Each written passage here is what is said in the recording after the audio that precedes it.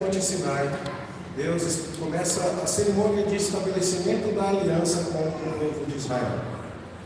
Livro do Êxodo, capítulo 19, e nós vamos ler a partir do versículo de número 7, até o final do capítulo. Veio Moisés, chamou os anciãos do povo e expôs diante deles todas estas palavras que o Senhor lhe havia ordenado. Então o povo respondeu: ouça quando eu falar contigo, e para que também creiam sempre em ti, porque Moisés tinha anunciado as palavras do seu povo ao Senhor. Disse também o Senhor a Moisés: vai ao povo e purifica-o hoje e amanhã. Lavem eles as suas vestes, e estejam prontos para o terceiro dia, porque no terceiro dia o Senhor, à vista de todo o povo, descerá sobre o monte Sinai. Marcarás em redor limites ao povo, dizendo: guardai-vos de subir ao monte, nem toqueis o seu limite. Todo aquele que tocar o monte será morto. Mão nenhuma tocará neste, mas será apedrejado ou flechado. Quer seja animal, quer seja homem, não viverá. Quando soar longamente a buzina, então subirão ao monte. Moisés, tendo descido do monte ao povo, consagrou o povo, e lavaram as suas vestes. E disse ao povo: estai prontos ao terceiro dia, e não vos chegueis à mulher. Ao amanhecer do terceiro dia, houve trovões e relâmpagos e uma espessa nuvem sobre o monte, e muito forte clangor de trombeta, de maneira que todo o povo que estava no arraial se estremeceu. E Moisés levou o povo fora do arraial ao encontro de Deus, e puseram-se ao pé do monte. Todo o monte Sinai fumegava, porque o Senhor descera sobre ele em fogo. A sua fumaça subiu como fumaça de uma fornalha, e todo o monte tremia grandemente. E o clangor da trombeta ia aumentando cada vez mais. Moisés falava, e Deus lhe respondia no trovão. Descendo o Senhor para o cimo do monte Sinai, chamou o Senhor a Moisés para o cimo do monte. Moisés subiu, e o Senhor disse a Moisés: desce, adverte ao povo que não traspasse o limite até o Senhor para vê-lo, a fim de muitos deles não perecerem. Também os sacerdotes que se chegam ao Senhor se hão de consagrar, para que o Senhor não os fira. Então disse Moisés ao Senhor: o povo não poderá subir ao monte Sinai, porque tu nos advertiste, dizendo: marca limites ao redor do monte e consagra. Replicou-lhe o Senhor: vai, desce, depois subirás tu e Arão contigo. Os sacerdotes, porém, e o povo não traspassem o limite para subir ao Senhor, para que não os firem. Desceu, pois, Moisés ao povo e lhe disse tudo isso. Que o Senhor nos abençoe no estudo da sua palavra nesta noite. Como temos falado, meus irmãos, e é sempre oportuno relembrar, o livro do Êxodo contém a preparação divina para que pudéssemos entender completamente a obra da salvação que Deus haveria de explicar melhor, de realizar perfeitamente, de descortinar na pessoa de nosso Senhor e Salvador Jesus Cristo. O apóstolo Paulo diz que a lei funcionou como um pedagogo. A lei nos comunicou lições introdutórias, de tal forma que, quando Cristo viesse, fôssemos capazes de entender o significado da sua obra e da sua ação como nosso Redentor. Assim, da mesma forma que os israelitas deixaram o Egito, onde serviam a Faraó e eram escravos dos egípcios, nós, no meio da obra de Cristo, deixamos o pecado e a sua escravidão e fomos libertos. Da mesma maneira como Deus conduziu o povo de Israel pelo deserto, Deus está conduzindo a nossa vida diariamente. Nada nos falta, temos aquilo que precisamos para a caminhada. E da mesma forma como Deus trouxe o povo ao pé do monte para celebrar com este povo um pacto, uma aliança, Deus mantém conosco uma aliança por meio do seu Filho Jesus Cristo. E as estipulações de Deus para o seu povo lá no monte Sinai são o início da compreensão mais ampliada que todos devemos ter, de que nossa relação com Deus também tem as suas estipulações e as suas regras. E então, o livro do Êxodo vai nos resumir basicamente isso. Sua primeira parte fala da saída do povo do Egito, o Êxodo propriamente dito. Uma segunda parte fala desse estabelecimento do pacto de Deus com o povo, a aliança. E hoje, no capítulo 19, nós entramos no estudo da aliança. E mais tarde nós vamos ver a habitação de Deus no meio do seu povo através do tabernáculo. E isso será a terceira e última sessão do livro. Como nós vimos hoje cedo, estudando os primeiros versículos do capítulo 19, Deus, quando chama o povo, está chamando o povo para achegar-se a si. E Moisés exerce um papel fundamental como um mediador. Moisés está no meio, por isso mediador, entre Deus e o seu povo. Moisés sobe a montanha, o povo não sobe. Porque Deus concede a sua graça a um mediador escolhido. E o favor que esse mediador obtém de Deus acaba alcançando todo o povo. Isso é uma figura da obra de Jesus. Jesus alcançaria o favor perfeito de Deus. Nós já cantamos que se hoje estamos na presença de Deus, é porque Jesus nos deu completo acesso ao coração do Pai. Só que aquele terror que ficava, Deus está no alto dessa montanha, quem subirá até a sua presença? Deus é santo, Deus é perfeito, quem tocar o pé da montanha será morto. Era um pavor que mais tarde se manifestou quando Davi tentou trazer a arca para Jerusalém. E nós também lemos a respeito disso. Quando a arca foi trazida e não foi transportada do jeito que havia sido ordenado por Deus na lei de Moisés, Uzá, cheio de boas intenções, tocou a arca e morreu.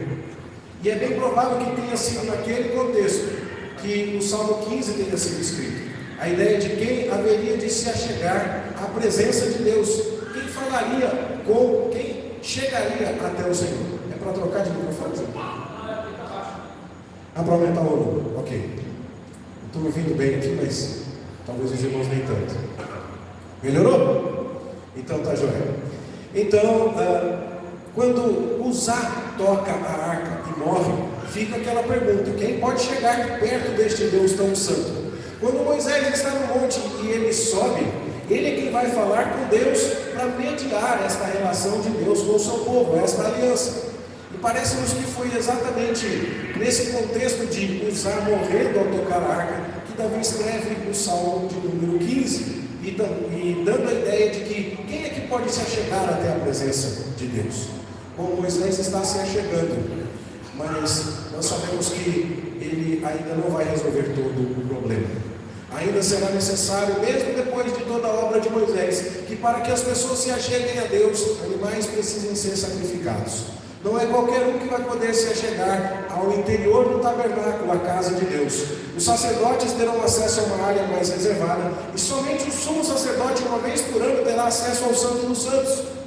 Isso prefigura a obra de Cristo que nos dará completo acesso ao coração do Pai. Então, isso nós vimos hoje pela manhã.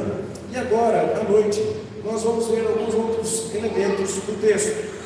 No versículo 7 nós vemos que Moisés vem, chama os anciãos do povo e expõe diante do povo todas estas palavras.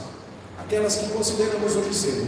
Deus quer ter uma relação íntima com aquele povo. Quer ser o Deus deles e quer que eles sejam o seu povo. Deus quer que os israelitas sejam a sua propriedade peculiar dentre todos os povos. Um tesouro particular de Deus. E que eles andem diligentemente nos caminhos do Senhor. O Deus que os tirou do Egito, que os conduziu com asas de águia e que agora os achega a si, que os atrai a si. E esta então é a intenção do nosso Senhor. E agora o povo responde, verso 8: tudo que o Senhor falou, faremos. Sim, nós vamos chegar até você, até o Senhor, Moisés. Nós queremos ser a propriedade particular de Deus. Nós queremos ser o tesouro de Deus. Nós queremos cumprir diligentemente os estatutos e as ordenanças do Senhor. Nós queremos entrar em aliança com esse Deus. Então, o Senhor fala com Moisés, verso 9: eis que virei a ti numa nuvem escura, para que o povo ouça quando eu falar contigo, e para que também creiam sempre em ti. Aqui nós vemos Deus chegando no formato de uma nuvem escura. Aquilo que é escuro pode parecer um pouco assustador para nós. Porque Deus não veio na forma, quem sabe, de um beija-flor. Eu acho uma ave maravilhosa e encantadora. E não põe medo em ninguém. Ninguém tem medo de beija-flor. Porque Deus não veio na forma de um coelhinho branco com os pelos macios, felpudos, roendo uma cenoura. Coisa mais fofa. Mas por que Deus resolve se apresentar numa nuvem escura? Por que Deus resolve descer até o encontro do seu povo, fazendo com que o monte inteiro trema, fazendo sair fogo do alto da montanha, trovões, relâmpagos, o clangor de uma trombeta? E aqui nós temos alguns conceitos que precisam ser resgatados nos dias de hoje. Conceitos que precisam ser resgatados, inclusive, nos mais diversos níveis de relacionamento que nós temos. Nós temos desenvolvido na nossa cultura moderna um repúdio pela ideia de autoridade. Sim, é verdade, é possível que haja uma explicação para isso. Muitos daqueles que têm ocupado posições de autoridade entre nós têm feito um abuso desta posição. E isso acaba fazendo com que nos voltemos contra todas as autoridades em geral. E que tenhamos uma preocupação séria em não parecer autoritários. Nós gostamos de sugerir, mas não gostamos de afirmar que aquilo é impositivo. Você vai ao supermercado, tem uma câmera de monitoramento ali. E aquela câmera devia estar escrito assim: não roube, porque nós estamos vendo, vamos te mandar para a polícia. É o que aquela câmera significa. Só que isso é chato demais. Então você tem que colocar lá embaixo: para a sua segurança, você está sendo filmado, para o seu conforto. É nada. É para não roubar mesmo. E quem roubar vai ser condenado, e a prova estará lá. Mas nós perdemos esse conceito. E então nós esquecemos a maneira como Deus se apresenta ao seu povo. Veja, Deus está assumindo os dois lados de uma moeda que atualmente tem tido um lado só. Deus assume o lado daquele pai que diz no versículo 4: eu trouxe vocês do Egito, eu carreguei vocês com asas de águia, e eu cheguei vocês a mim, e vocês vão ser o meu tesouro particular. Essa é a parte da história que todo mundo talvez fizesse um coraçãozinho, torcesse o pescoço e fizesse: oh, que fofo. No entanto, esse mesmo Deus está dizendo assim: Moisés, avisa o povo, ninguém põe o pé no Monte Sinai, porque estou descendo na forma de uma nuvem escura. Vai ter trovão, vai ter relâmpago, vai ter fogo, vai ter terremoto, e quem encostar na montanha vai morrer. Isso é tão sério que quando você lê os versículos em português, nem sempre dá para perceber. Mas eu queria que você acompanhasse aqui a maneira como Deus descreve o que vai acontecer com o povo. Verso 13. Verso 12. Guardai-vos de subir ao monte, nem toqueis o seu limite. Todo aquele que tocar o monte será morto, mas mão nenhuma tocará neste, mas será apedrejado ou flechado. Quando você pensa assim, mão nenhuma tocará neste, no versículo 13, você talvez nem esteja pensando no monte, não é verdade? E que a pessoa que tocar no monte será apedrejada ou flechada, mas não é a ideia. Aqui é para não tocar nem sequer na pessoa que já morreu ou que transgrediu a lei indo até o monte. Ou seja, não é para ninguém ir até o monte. E se alguém começar a subir no monte, não corre atrás para encostar na pessoa. Apedreja ou flecha. Por quê? Porque tacar pedra e tacar flecha dá para tacar de longe. Ou seja, se alguém tiver transgredido a lei, não vá atrás. Esse é o nível da santidade que Deus exibe aqui. E por que isso é importante, meus queridos? Porque nós precisamos ter um conceito completo a respeito de Deus. Os atributos de Deus, entre eles, que devem ser destacados e conhecidos por nós, incluem a sua imanência e a sua transcendência. Transcendência é o seguinte: Deus é Deus, você é criatura, você não é o Criador. Respeito na hora de falar com Deus. Deus está no céu, você está na terra. Ele é o Todo-Poderoso, você é pó. Entenda isso. Essa é a transcendência de Deus.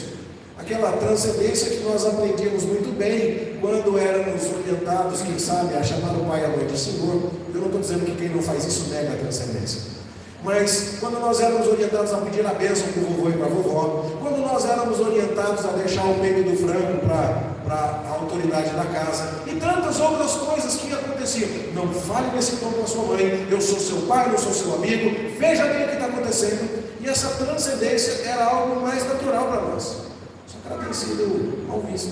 E nós temos enfatizado muito a imanência, que também é verdadeira. Deus também, apesar de habitar num alto e sublime trono, Ele está com o contrito, Ele está com o abatido de espírito, Ele se achega a nós, Ele se inclina para ouvir as nossas orações. E nós estamos vendo as duas coisas acontecendo. O Deus imanente, que veio até o Egito, que que veio buscar o seu povo, que conduziu o seu povo com asas de águia, que está dizendo: vocês serão a minha propriedade particular, eu cheguei vocês até mim. Mas ele não abriu mão, em momento algum, da sua transcendência. Moisés, vocês vão entrar em pacto comigo, mas prestem atenção, eu vou descer na montanha, não chega perto. Não chega perto nem de quem abusar da ordem. Atire flechas, atire pedras, mas não se aproxime.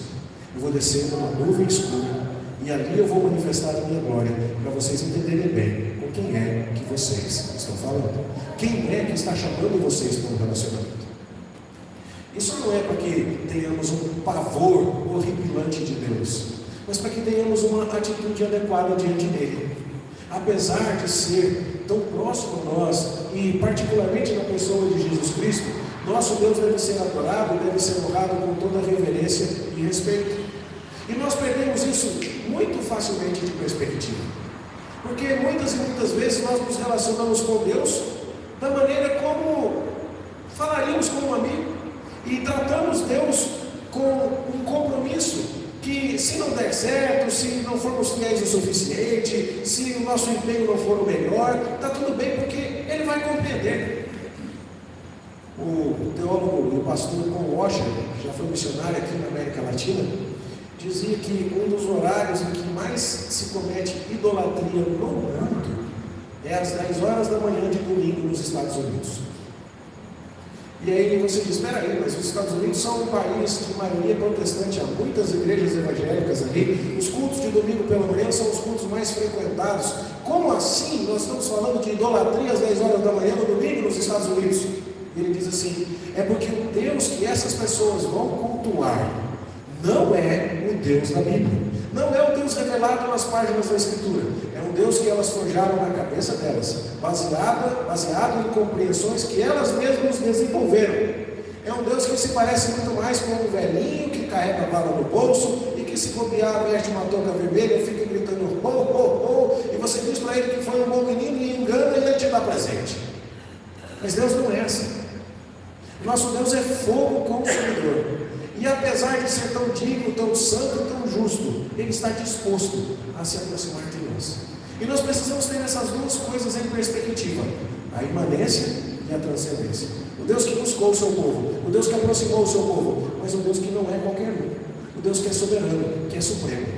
Será que, se nós lembrássemos que o Monte Sinai pegou fogo, será que, se nós lembrássemos que o chão tremeu, que há trovões, que há relâmpagos, será que, se você entendesse o quanto custou para que um mediador qualificado, Cristo Jesus, pudesse subir ao monte para obter a justiça de Deus, para que nós pudéssemos nos aproximar do Senhor, será que isso impactaria a maneira como nós nos relacionamos com Deus, seja no cumprimento dos nossos deveres, seja na nossa adoração? É impressionante, meus irmãos, que a tendência é transformar o momento de encontro do povo de Deus cada vez mais num lugar confortável para os adoradores. E eu não estou dizendo que você tem que ficar ajoelhado no milho enquanto ouve o sermão aqui. Nós não somos aproximados de Deus por causa de penitência ou de sofrimento da nossa parte, mas sim por causa do sofrimento de Cristo Jesus. Mas eu fico me perguntando o que acontece conosco, que cada vez mais a temperatura é controlada, e não que eu não goste disso, eu transpiro bastante, você sabe o quanto, mas a temperatura é controlada, o ambiente, a qualidade do som, o tipo do banco, e quando alguma coisa diferente disso acontece, quando há algum desconforto, nós muitas vezes desanimamos e rápido demais, e a experiência está sendo toda focada em nós. E nós vamos tratando esses assuntos como algo que é necessário, afinal de contas, se Deus quer contar com a nossa amizade, com a nossa parceria, com o nosso serviço, Ele precisa fazer por onde? E esse não é o Deus que a Bíblia nos apresenta. O Deus que a Bíblia nos apresenta faz o Monte Sinai tremer. E não está aqui no texto de Êxodo, mas foi preservado pela tradição judaica. E lá no texto de Hebreus, o escritor sagrado vai nos contar algumas coisas que Moisés não deixou registrado. Mas lá no texto de Hebreus nós vimos que Moisés disse assim: sinto-me aterrado e trêmulo. Moisés ficou com medo. O povo todo ficou com medo. E eu gostaria de pensar um pouco com você aqui. Será que nós temos tido medo suficiente de Deus? Será que nós temos tido temor do Senhor adequadamente? Se nós tivéssemos entendido aqui qual é a manifestação de Deus ao seu povo escolhido, como Deus escolheu se mostrar ao povo de Israel, será que nós não pensaríamos um pouco diferente na maneira como tratamos o dia do Senhor, o povo do Senhor, a palavra do Senhor, a lei do Senhor? São coisas que nós precisamos ter em mente. Qual o conceito de Deus que você tem?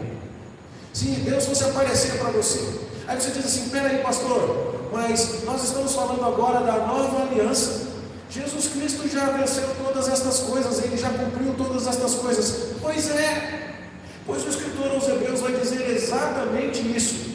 Se aquelas pessoas, lá nos tempos de Moisés, que tiveram essa manifestação de Deus no Monte Sinai, e desobedeceram ao Senhor, pereceram no deserto, e foram julgadas por conta de sua desobediência, imagina de quão maior castigo seremos nós, se, tendo recebido acesso ainda maior à presença de Deus, porque temos um mediador ainda melhor do que Moisés, porque ele é perfeito, alguém que sofreu o castigo que nós haveríamos de receber, e agora nós tratamos todas estas coisas com desrespeito e descaso. Aqui, portanto, meus irmãos, temos algo a pensar de maneira muito solene. Deus chamou ao seu povo para o pacto de proximidade. Que privilégio! Deus está querendo ter um relacionamento íntimo conosco, como o seu povo escolhido, com o seu tesouro particular, o seu povo chegado. Ele foi buscar esse povo perdido e escravizado lá no Egito. Ele conduziu esse povo pelo deserto, com água, com pão chovendo do céu. E ele trouxe esse povo para dizer: agora vocês são meus. Mas ele nunca permitiu que esse povo esquecesse quem ele era, que Deus ele é. Quando você olha para as manifestações de Deus, há aqui vários elementos que nós precisamos destacar. Trovões e relâmpagos. Você leu no livro do Apocalipse, você cantou uma música, som de trovão, luzes, relâmpagos. Isso não deixou de acontecer. E onde foi que você leu isso? No livro do Apocalipse, no capítulo 4, com uma visão que João tem de Jesus Cristo sentado no trono, o cordeiro como tendo sido morto. Você reparou que o trovão não foi embora? O trovão está lá, o relâmpago está lá, o terremoto está lá. E esse tipo de manifestação da natureza aponta para o poder de Deus. Mas há também a questão da nuvem escura, que se refere ao mistério, se refere ao fato de que nem tudo o que existe para ser conhecido a respeito de Deus é revelado a nós. Nós não temos acesso a tudo o que pode ser sabido acerca de Deus. E nós precisamos nos colocar no lugar daqueles que olham para Deus e agradecem o que Deus nos revelou, mas também sabem que nossa capacidade de compreender a Deus não é suficiente. Deus é maior do que nós, Ele transcende a nossa própria capacidade de compreensão. A trombeta anuncia o Rei. Você deve ter lembrança aí do texto que o apóstolo Paulo fala, que ao soar da última trombeta, dada a voz do arcanjo, Jesus Cristo voltará para o Rei para buscar o seu povo. Quando você vai ao Antigo Testamento e vê a trombeta tocando, ela reúne o exército para que o rei comande a batalha.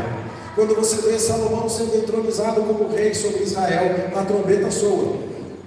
E quando Deus se apresenta no Monte Sinai, a trombeta também toca. E por que a trombeta toca? Porque é o rei quem está falando. E quando o rei fala, os seus súditos se curvam, os seus súditos obedecem, eles acatam a palavra do Senhor. E por fim, há fogo. Fogo demonstrando a santidade e a pureza de Deus. Ou seja, em todos esses detalhes que o Senhor está apresentando aqui ao povo de Israel, para que eles vejam, para que eles se sintam atemorizados, adequadamente atemorizados, adequadamente conscientes da santidade de Deus. A intenção de Deus nunca foi espantar ninguém, não. Deus deixou claro nos primeiros versos que vimos hoje cedo: eu quero que vocês se acheguem a mim, eu quero que vocês sejam o meu tesouro particular, vocês serão o meu povo, uma nação sacerdotal, vocês vão estar próximos a mim. Mas cuidado, não é porque meu pai me ama que eu posso brincar de dar peteleca na orelha dele. Não funciona assim. Não é porque a minha mãe tem um amor sacrificial por mim, cuida de mim e faz tudo aquilo que for necessário para que eu possa progredir, que eu posso tratá-la com desprezo, ou ignorá-la, ou deixá-la falando sozinha e virar as costas quando não estiver com vontade. Nós temos frequentemente dificuldade em equilibrar essas coisas. E quando Deus chama o povo de Israel para estabelecer um relacionamento com eles, é assim que Deus se revela. E sabe o que é curioso? É curioso que Deus chamou Moisés, e aqui eu queria que você acompanhasse o texto, lá no capítulo 19, verso 3. Subiu Moisés a Deus. É a primeira vez que Moisés sobe a montanha. Moisés devia estar malhando a perna em dia, sabe? Treino de perna. Subiu a montanha inteirinha, falou com Deus. E aí então ele desce. E quando ele desce, versículo 7, ele chama os anciãos do povo e explica o que foi que Deus disse. O que é que Deus disse? Que Ele quer ser o nosso Deus, que Ele quer que nós sejamos o seu tesouro particular, que Ele quer nos achegar a si. Ótimo. Só que Deus também disse, e aí então o verso 10 fala: vocês vão entrar em relacionamento comigo e vão lavar as vestes, e daqui a pouco eu vou comentar sobre isso, não vão se achegar à mulher, e vão se purificar, e Moisés vai consagrar vocês e tudo mais. Mas no versículo 12, Deus falou assim: guardai-vos de subir ao monte, não subam. Na primeira vez que Moisés subiu e falou com Deus, Deus falou: desce, fala para o povo se purificar, lavar a roupa, evitar a mulher, oferecer sacrifícios, daqui a pouco nós vamos explicar mais isso, mas ninguém suba ao monte. Ok, tudo bem. E aí depois, diz o texto aqui no versículo 20: descendo o Senhor para o cimo do monte Sinai, chamou o Senhor a Moisés para o cimo do monte, e Moisés subiu. Segunda vez que Moisés sobe. Cadê o povo? Está lá no pé do monte, de roupa lavada, sem contato com mulher, purificado. E aí Deus ainda fala novamente com Moisés aqui, você vai ver. E o Senhor disse: desce, adverte ao povo que não traspasse o limite até o Senhor. Mas Deus já tinha falado isso. Deus já tinha falado isso. E é curioso, né? Deus ainda dá outras ordens, né? A fim de que muitos deles não pereçam. Também os sacerdotes que se chegam ao Senhor são de consagrar. Aí Moisés, cheio de boas intenções, ele diz o seguinte no versículo 23: o povo não pode subir ao monte Sinai, porque tu nos advertiste. Parece uma certa inocência, né? Não, Deus, pode ficar tranquilo, já falei uma vez. Pronto? Já falei uma vez, o Senhor já avisou. Por que será que Deus considerou necessário mandar Moisés de volta, descer outra vez, para falar para o povo para ninguém subir? Basicamente o que nós vemos aqui é que Deus simplesmente chamou Moisés para dizer: eu vou aproximar vocês, mas mantenham a distância adequada. Avisa o povo de novo. Bom, algumas questões aqui. Por que será que Deus insistiu nisso? Bom, primeiro porque Deus conhece a nossa natureza pecaminosa e Ele sabe que falar uma vez só nem sempre é o suficiente. Mesmo antes de haver pecado, Deus falou uma vez com Adão e ele não quis dar ouvidos. E agora Deus está dando toda a chance e toda a oportunidade, mandando Moisés repetir. Mas há um outro detalhe aqui. O povo estava vendo Moisés subir e depois Moisés desce. Aí depois Moisés sobe outra vez e aí ele desce outra vez. Podia ser que alguém pensasse assim: se o Moisés subiu e desceu, acho que dá para eu subir e descer também. E aí então Deus está falando: Moisés, adverte o povo, porque eu recebo você. Você vai subir aqui, mas ninguém. E aqui nós estamos vendo o que? Exatamente a prefiguração da obra de Jesus. Por que que nós estamos achegados a Deus? Porque tem alguém que subiu ao monte do Senhor e obteve do Senhor a sua justiça. Salmo de número 24 que nós lemos. Alguém que foi capaz de se achegar perfeita e completamente à presença desse Deus Santo, sem ser fulminado, como Uzá foi no texto que nós lemos. Alguém que nos deu completo acesso ao coração do Pai, como cantamos na música Jesus em Tua Presença. E é por causa disso que nós temos esse privilégio. E a questão é: não é necessário de vez em quando relembrar você, como foi necessário relembrar o povo de Israel, que nós precisamos tomar o cuidado de não abusar dessa intimidade? que nós precisamos ter aqui a devida percepção da santidade, da majestade, da glória, da pureza, do poder de Deus, para que nós nos comportemos adequadamente. Você consegue imaginar o que você faria em termos de preparativos para o culto, em termos de oração, em termos de santidade, em termos de realmente estar desejoso e ansioso por esse encontro com o Rei dos Reis, mas ao mesmo tempo preocupado se todo culto de domingo à noite saísse relâmpago aqui das costas do pregador? Acho que até eu ia estar com medo de pregar, eu imagino você com medo de ouvir. Mas, possivelmente, porque nós não estamos lembrados destas duas coisas adequadamente e ao mesmo tempo nós falhamos nisso. Veja o que Deus exigiu, e aqui eu explico os demais detalhes do texto. O que foi que Deus exigiu do povo? Deus fala com Moisés dizendo assim: lavem eles as suas vestes. Você já foi em alguma festa onde você era a pessoa mais mal vestida? Você consegue imaginar o desespero? As irmãs sentem isso um pouco mais que os homens. Os homens, uma bermuda, uma camisa de time, dá para fazer qualquer coisa. Eles não ligam muito.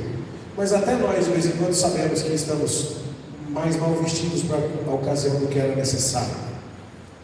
A roupa na Bíblia tem a ideia de como você se apresenta, do seu estado espiritual diante de Deus. Lava a sua veste para você estar na presença de Deus.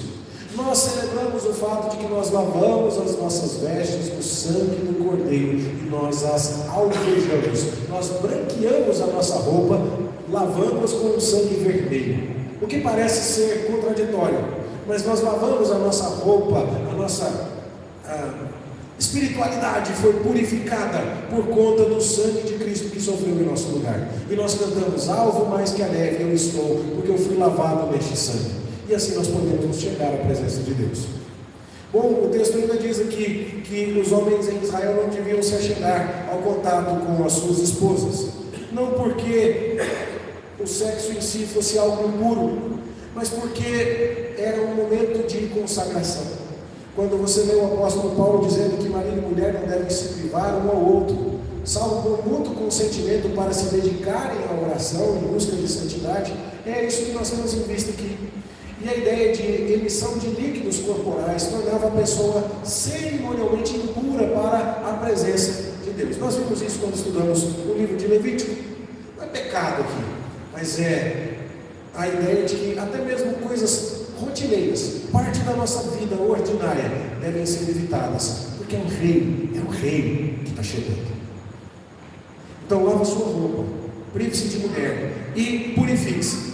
Nós não sabemos o que foi essa purificação. Nós não sabemos se foi uma lavagem com água, não havia ainda estipulação da lei de Levítico.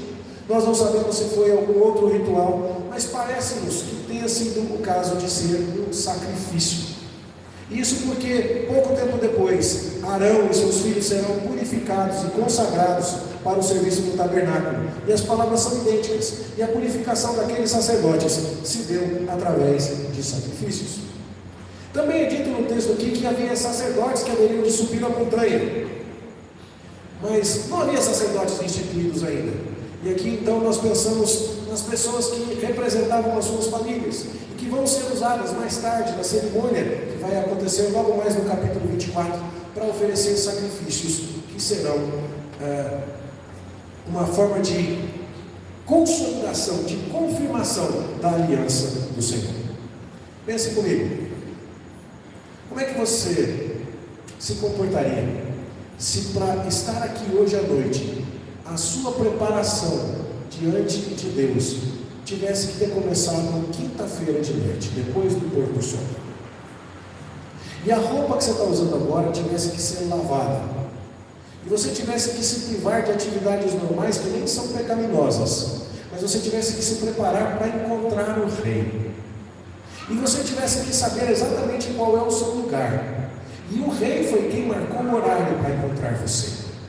E o limite do local que você pode ocupar foi também igualmente marcado pelo Rei. E aí então você se prepararia para encontrar esse Rei. A pergunta é: esse Rei mudou? Ou ele é o mesmo? Aquele que era, que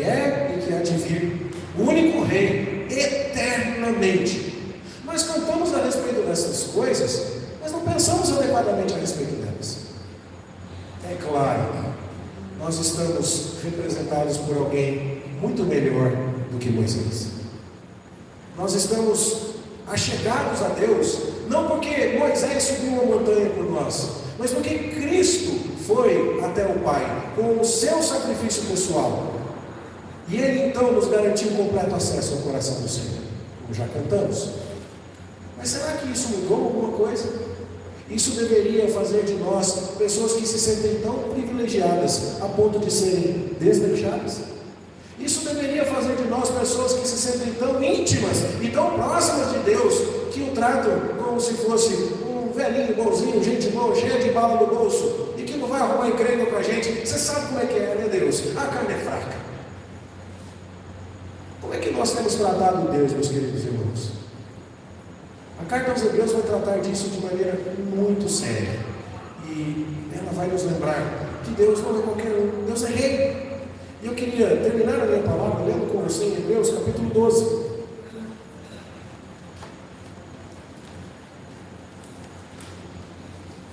Carta aos Hebreus capítulo 12.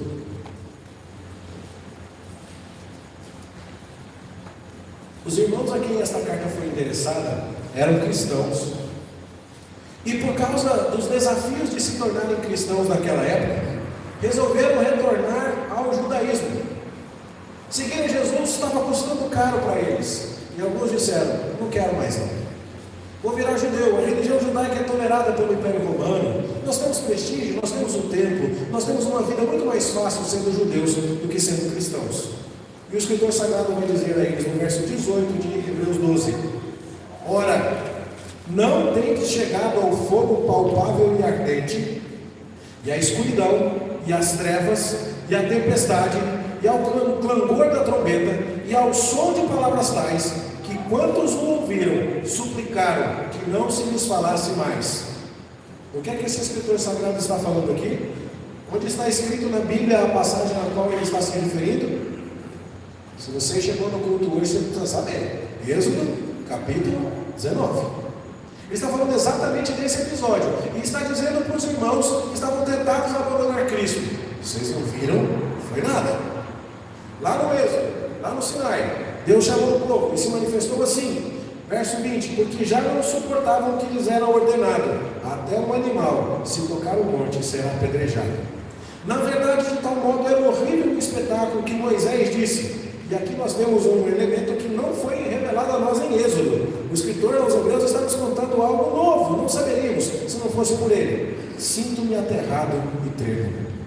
Mas tendes chegado ao monte Sião, e à cidade do Deus vivo, a Jerusalém celestial, e a incontáveis hostes de anjos, e a universal assembleia, e igreja dos primogênitos arrolados nos céus, e a Deus, o juiz de todos, e aos espíritos dos justos aperfeiçoados, e a Jesus, o mediador da nova aliança, e ao sangue da aspersão que fala coisas superiores ao que fala o próprio Abel. Tende cuidado, não recuseis ao que fala. Pois se não escaparam aqueles que recusaram ouvir quem divinamente os advertia sobre a terra, muito menos nós, os que nos desviamos daquele que dos céus nos adverte. Percebe? O argumento do escritor sagrado vai em outras direções aqui, mas nós precisamos tomar cuidado, irmãos. E a palavra de hoje que eu queria dizer a você é: como você tem tratado Deus? Como você tem pensado a respeito de Deus? Eu espero que você não abandone a sua compreensão da imanência de Deus. Lembre-se, Deus está com você. Quando a gente esquece que Deus está com a gente fica deprimido, ansioso, preocupado, irritado. Deus está conosco cuidando dos nossos problemas. Ele providenciou água no deserto, Ele fez chover pão do céu, mandou as codornizes, Ele conduziu Israel com asas de águia. Deus está cuidando da sua vida. Mas é curioso, meus queridos irmãos, que nos dias de hoje é mais palatável pregar sermões onde a gente lembra que Deus está cuidando da sua vida, que Deus vai resolver o seu problema, que você não está sozinho, que você não precisa sofrer. E tudo isso é verdade, deve ser dito.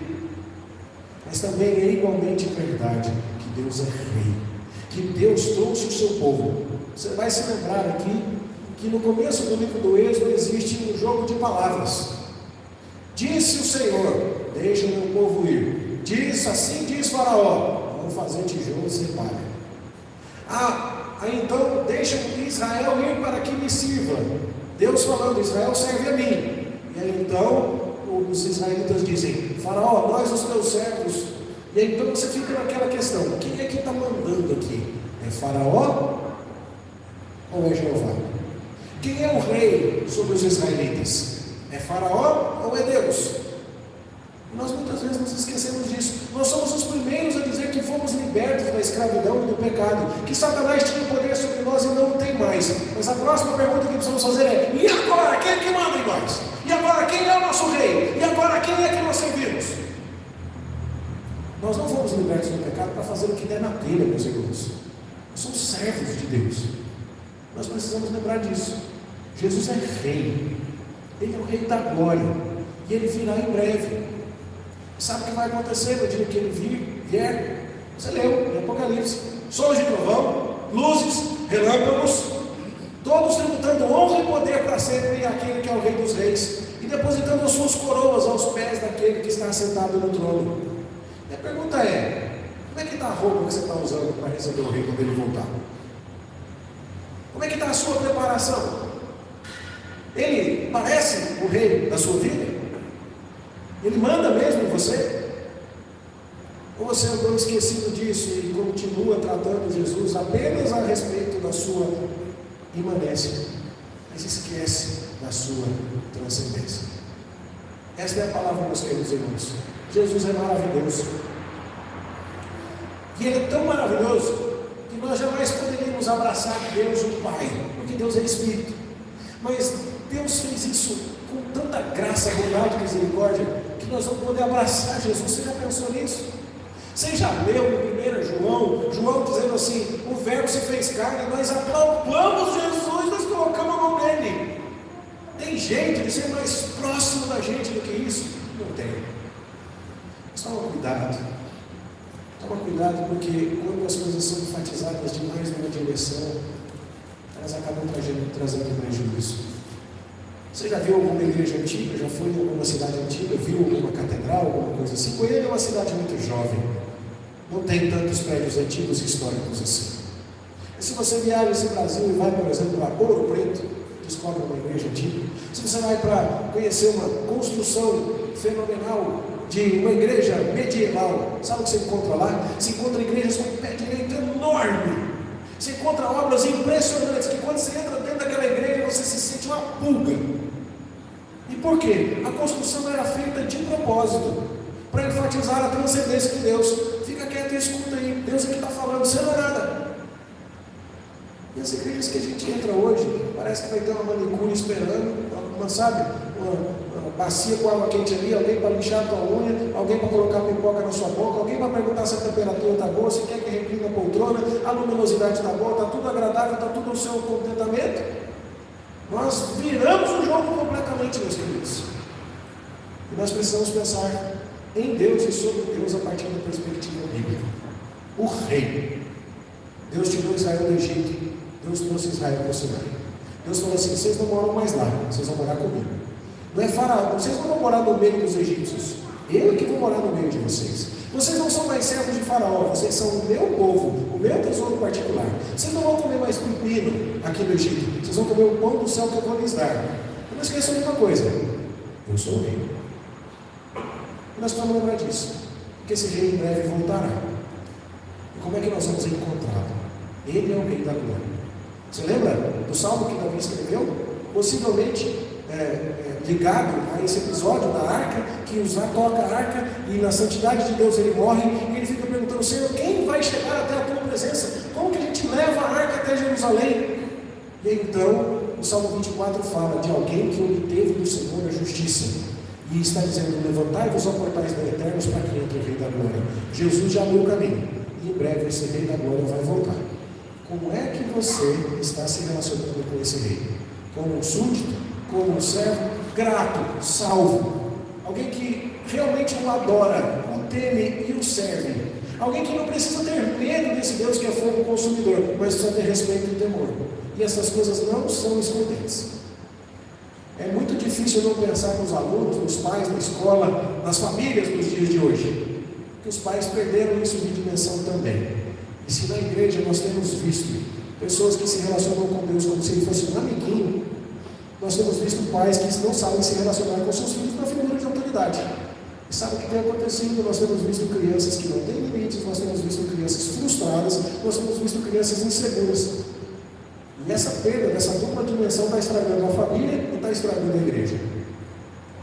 Meus irmãos, que Deus tem misericórdia de nós, não nos permita esquecer disso. Ele é rei, ele é o dono, ele é o Senhor.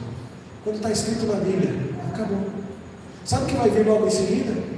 Depois que a gente entender que Deus é rei, próximo versículo que a gente vai estudar: eu sou o Senhor, meu Deus, que te tirei da terra do Egito. Você não vai ter outro Deus diante de mim. E aí então vem os mandamentos. E não é hora de reclamar, não. É hora de agradecer e é hora de obedecer. É hora de mostrar que a gente tem rei, que ele está voltando. E que enquanto ele não volta, a gente está cumprindo a vontade dele. Deus tem misericórdia de mim e você, e de você, em nome de Jesus. Amém. Nós vamos cantar uma música que fala sobre esse rei, que ele voltará em breve, vestido de glória com todo o seu poder. Enquanto isso, eu queria que você refletisse comigo. Nós estamos agindo como quem sabe que Jesus Cristo é o rei. Nós somos instrumentos. Por favor, vamos nos colocar em pé e louvar o Senhor nesta canção.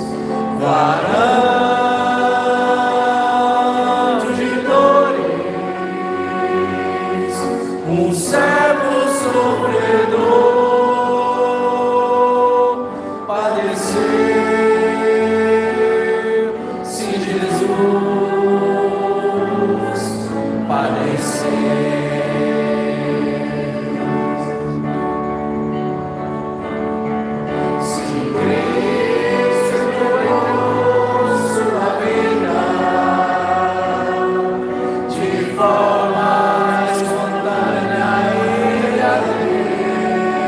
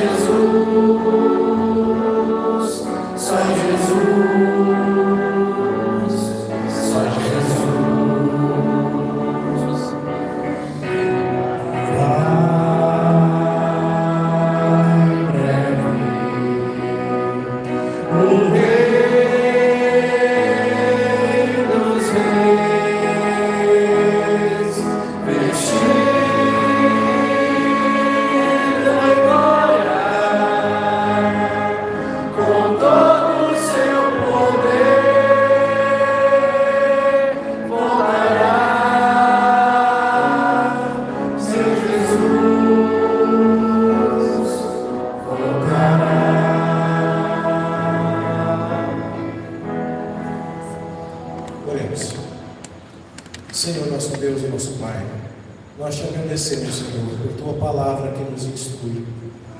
E nós te louvamos, ó Senhor, porque Tu és um Deus imanente, um Deus que ouviu o gemido do Teu povo Israel no Egito, que foi buscá-lo, que o tirou de lá com mão poderosa e com o braço estendido, que realizou prodígios e milagres aos olhos dos egípcios e também dos israelitas, para mostrar a Deus que o Senhor se lembra das suas promessas, que o Senhor está perto do abatido, do contrito, que o Senhor socorre o necessitado, que o Senhor está atento à aflição do teu povo.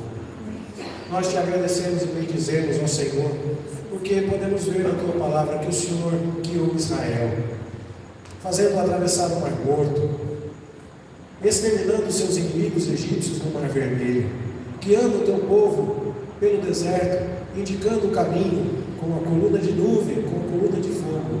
O Senhor moveu água, moveu pão, moveu carne no deserto. O Senhor amparou o seu povo e conduziu com asas de águia. Ó Deus, o Senhor é um Deus que está próximo de nós. E demonstrou isso de maneira clara quando veio até nós na pessoa do teu Filho Jesus, o nosso bendito Salvador. E nós te agradecemos por isso, Pai.